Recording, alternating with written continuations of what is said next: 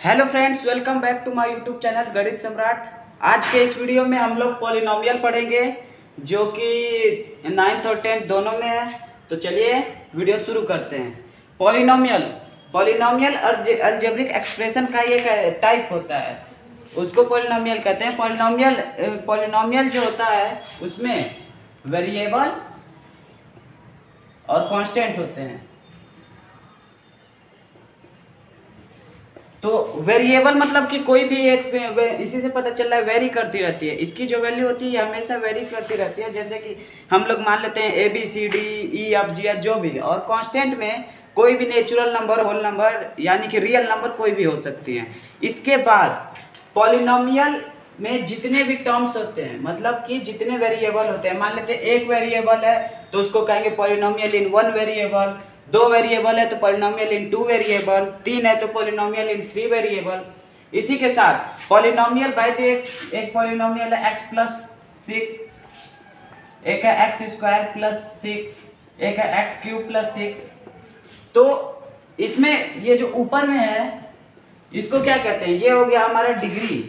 किसी भी पॉलिनोमियल में वेरिएबल के पावर जितनी भी जो हाईएस्ट जो पावर होती है उसको हम लोग डिग्री कहते हैं। और साथ ही में इसका जो कोफिशिएंट होता है, इसके वैल्यू है ये x को 1x लिख सकते हैं। तो जो 1 है इसका, वो उसका कोफिशिएंट होता है x का।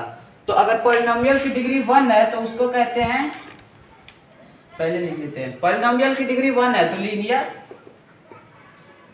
2 है तो क्वाड्रेटिक, 3 है तो क्यूबिक, और अगर 4 है तो इसको कहते हैं बाई क्वाड्रेटिक।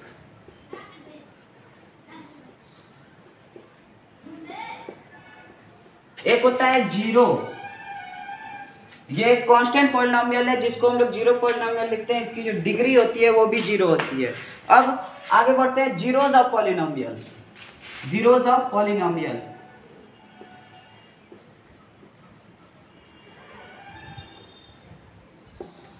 मान लेते हैं कोई पॉलिनोमियल px है, तो उस px में जो x की वैल्यू होगी वो उस इक्वेशन में पुट करने पे, मान लेते हैं ये x² - 9 है, तो इसका जीरोज का मतलब ये होता है कि यहाँ पे x की वैल्यू कुछ ऐसी पुट की जाए जिससे कि जो होल पॉलिनोमियल है वो एक जीरो पॉलिनोमियल बन जाए। तो यहाँ पे अगर हम लोग x की वैल्यू 3 रखते हैं, या फिर -3 या फिर -3, तो दोनों में 9 - 9 = 0। तो यानी कि यहाँ पे हो गया x = 3। तो इस पॉलिनोमियल का जो जीरो हो गया, एक हो गया +3 और एक हो गया -3। क्वेश्चन पूछा जाता है कि मान लेते हैं कोई भी वेरिएबल, कोई भी एक पॉलिनोमियल है px, जहाँ पे लिखा है x² - 4 गिवन है हम लोग को, और पूछता है कि is +2 and -2 are the zeros of px मतलब कि जो गिवन पॉलिनोमियल है। तो अब एक बार +2 वैल्यू रखेंगे तो px = 2 का होल स्क्वायर -4, 4 - 4 0, यानी कि ये इसका जीरोज है। फिर px = -2 का स्क्वायर -4, तो ये भी -2 का स्क्वायर भी 4, 4 - 4 = 0, ये भी इसका जीरोज है। Then +2 and -2 are zeros of px। का जो जनरल फॉर्म होता है वो इस टाइप में होता है, an x⁴n an-1 x⁴n-1, यहाँ पे a1x1 + a0, जहाँ पे a0 की वैल्यू कभी भी 0 नहीं होनी चाहिए। ठीक, तो पॉलिनोमियल में अगला टॉपिक है रिमाइंडर थ्योरम और फैक्टर थ्योरम।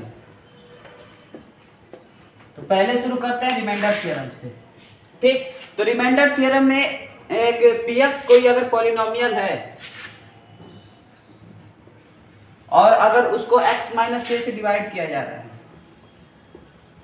तो जो रिमाइंडर होगा वो होगा pa। फॉर एग्जाम्पल अगर ले लें तो इसके लिए x³ प्लस 2x प्लस 3, इसको डिवाइड करते हैं x माइनस 1 से। ठीक, तो यहाँ पे -1 है तो x minus one is equal to 0, x equal to 1। तो यहाँ पे x की वैल्यू 1 पुट करेंगे तो 1 प्लस 2 इंटू 1 2 और प्लस ये 3, तो यानी कि जो इसका रिमाइंडर होगा वो 6 होगा। डायरेक्ट क्वेश्चन में पूछा जाता है कि अगर by the x³ plus 2x plus 3 को डिवाइड करते हैं x माइनस 1 से तो हमें क्या रिमाइंडर मिलता है। इसी तरह फैक्टर थ्योरम है। फैक्टर थ्योरम है कि अगर px को x माइनस a से डिवाइड किया जाता है तो जो रिमाइंडर होता है pa वो 0 आता है। बाय द वे अगर हम लोग कोई भी पॉलिनोमियल ले लें, x पिछला वाला ही लेते हैं x² माइनस 4, अगर इसको हम लोग x माइनस 2 से डिवाइड करें तो x की वैल्यू यहाँ पे 2 प्लस 2, क्योंकि x minus 2 is equal to 0, x equal to plus 2। अब यहाँ पे प्लस 2 की वैल्यू इधर लाएंगे, प्लस 2 का square minus 4 minus 4 is equal to 0। तो क्वेश्चन पूछेगा is x minus 2 is the factor of x² minus 4। इसके बाद पूछता है कि जो जीरोज हैं उनका कोफिशिएंट के साथ में क्या संबंध होता है। अगला है कि जो कोफिशिएंट है उसका जीरोज के साथ संबंध। बाय द वे अगर इसके जीरोज दिए हुए हों, ये x² प्लस 2x प्लस 1 दे दिया हमें, तो अगर वो ये पूछेगा या अगर by the let zeros be alpha and beta, तो हम लोग से पूछेगा अल्फा प्लस बीटा, यहाँ पे क्या होगा। तो अगर दो जीरोज हैं, जितने भी इसके डिग्री हैं उतने उसके जीरोज होंगे। अब यहाँ पे 3 है, डिग्री यहाँ पे 3 है, तो इसके जो जीरोज होंगे या फिर फैक्टर होंगे वो 3 होंगे। जीरोज फैक्टर रूट तीनों एक ही बात है, वो जीरोज बोले फैक्टर बोले उसकी मर्जी। अब यहाँ पे डिग्री 2 है तो इसके 2 जीरोज, तो अल्फा प्लस बीटा पूछेगा, अल्फा बीटा पूछेगा। तो पहले इसको फैक्टराइज करें x² प्लस 2x प्लस 1 को, तो ये होगा x² x प्लस 1 का whole square, a² plus b² plus 2ab। यहाँ पे x प्लस 1 का होल स्क्वायर हो गया, तो यानी कि एक x इक्वल टू प्लस 1 आएगा, एक x इक्वल टू माइनस 1 आएगा।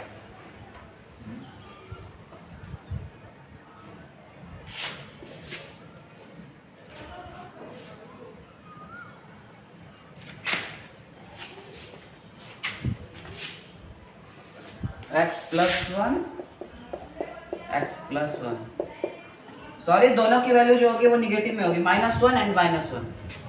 अब यहाँ पे -1 और -1, तो अल्फा प्लस बीटा निकालें, ऊपर करते हैं, अल्फा प्लस बीटा निकालेंगे तो इसकी वैल्यू होगी -1 -2, और अल्फा बीटा निकालेंगे तो इसकी वैल्यू होगी +1। इतना झंझट नहीं, अब सिंपल एक alpha plus beta is equal to -b/a। यहाँ पे b की वैल्यू होगी, क्योंकि ये जो क्वाड्रेटिक इक्वेशन है वो इस फॉर्म में रहता है, ax² plus bx plus c is equal to 0।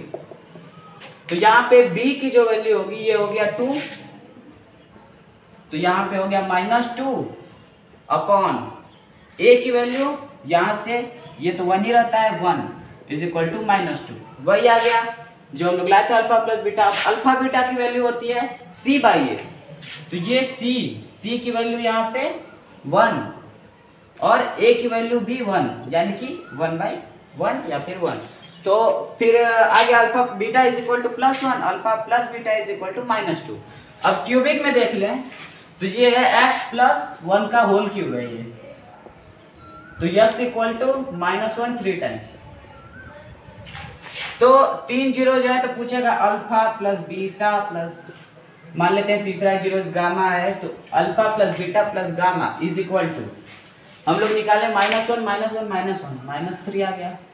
ठीक, अल्फा बीटा गामा, इसका अगर निकाले तो -1 इंटू -1, इसकी वैल्यू आ गई -1, और alpha beta plus beta gamma और प्लस गामा अल्फा, तो alpha beta 1 + 1 + 1 is equal to 3। Alpha beta plus gamma alpha equal to 3। अब alpha plus beta plus gamma is equal to -3। तो अगर हम लोग इसको कोफिशिएंट के टर्म लें, अब इसको फैक्टराइज करने के बाद ये बहुत ही लेंदी जाएगा, तो इससे अच्छा कोफिशिएंट के टर्म में एक फॉर्मूला है, alpha plus beta plus gamma is equal to -b/a। अब -b यहाँ पे इस फॉर्म में रहेगा ax³ प्लस 1 को सिर्फ उधर कर दिए, तो ये इस फॉर्म में रहेगा ax³ plus bx² plus cx plus d। तो ax³ तो हम लोग निकाले थे alpha plus beta plus gamma is equal to -3 alpha beta gamma, इसकी वैल्यू निकाले थे हम लोग -3 -1, और alpha beta plus gamma alpha और plus alpha beta plus beta gamma और प्लस गामा अल्फा, इसकी वैल्यू हम लोग निकाले थे +3। तो इस इक्वेशन में सबसे पहले alpha plus beta plus gamma is equal to -3 कैसे है, इसकी वैल्यू होती है -b/a, इसकी भी वही सेम वाली पीछे वाली, b की वैल्यू यहाँ से -3 अपॉन a की वैल्यू 1, वो छोड़ देते हैं, -3 हम लोग का वैसे भी आया ऐसे भी आया। अल्फा बीटा गामा इसकी वैल्यू होती है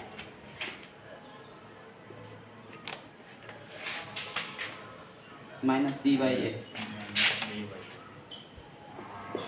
अल्फा बीटा गामा हो गया -d/a। अब इसकी वैल्यू d की +1 और इधर a की वैल्यू +1 -1/1 वही -1। और अगर alpha beta plus beta gamma plus gamma alpha की वैल्यू देखें,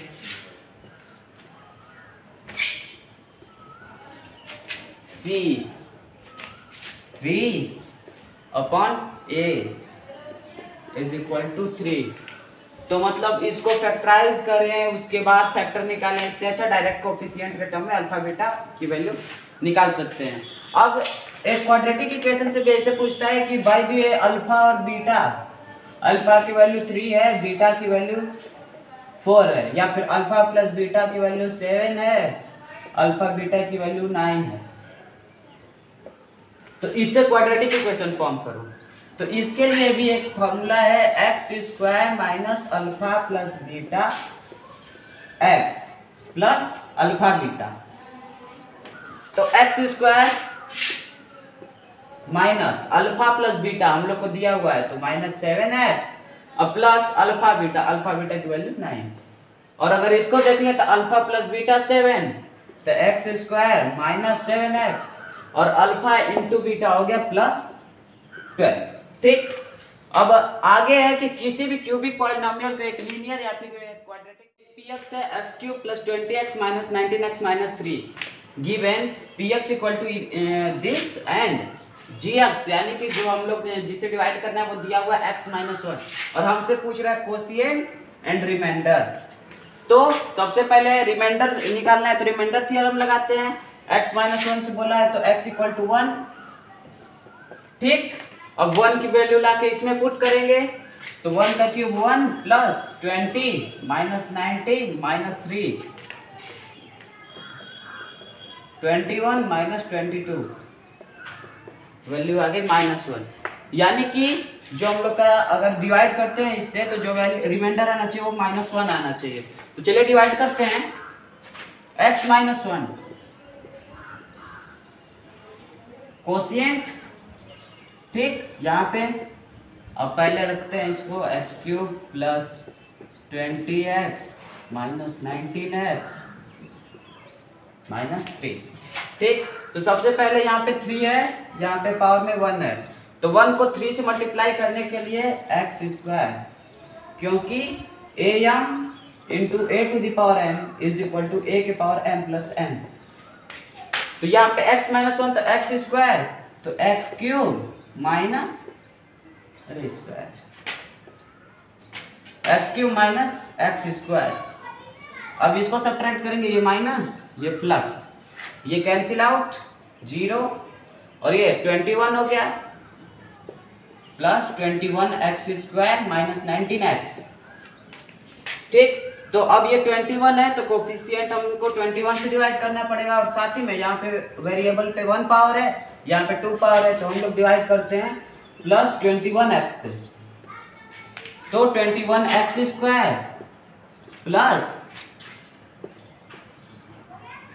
प्लस नहीं माइनस 21x। अब यहाँ पे माइनस, फिर से साइन चेंज होगा तो यहाँ पे माइनस से प्लस, ये कैंसिल आउट तो 0 प्लस 2x माइनस 3। अब यहाँ पे 2 आ गया, यहाँ पे 1 है तो 2 से फिर मल्टीप्लाई कर देंगे 2x, फिर साइन चेंज, ये माइनस ये प्लस, इसकी वैल्यू आ गई -1। रिमाइंडर हमारा आया था -1, यहाँ पे भी रिमाइंडर आ गया, तो यानी कि सही तो हमने किया है। तो रिमाइंडर ये हो गया, कोशिएंट यहाँ पे लिख दीजिए, quotient is equal to x² plus 21x plus 2, reminder लिख दीजिए -1। तो आज का वीडियो यहीं ख़त्म होता है। अगर आपको ये वीडियो पसंद आए तो प्लीज़ वीडियो को लाइक कीजिए, हमारे चैनल को सब्सक्राइब कीजिए, और साथ ही साथ बेल आइकन को प्रेस कीजिए ताकि न्यू वीडियोस की नोटिफिकेशन आप तक पहुंचे। और अगर इससे जुड़ी कोई भी क्वेरीज या फिर कोई भी प्रॉब्लम है तो आप कमेंट बॉक्स में शेयर कीजिए। Thank you.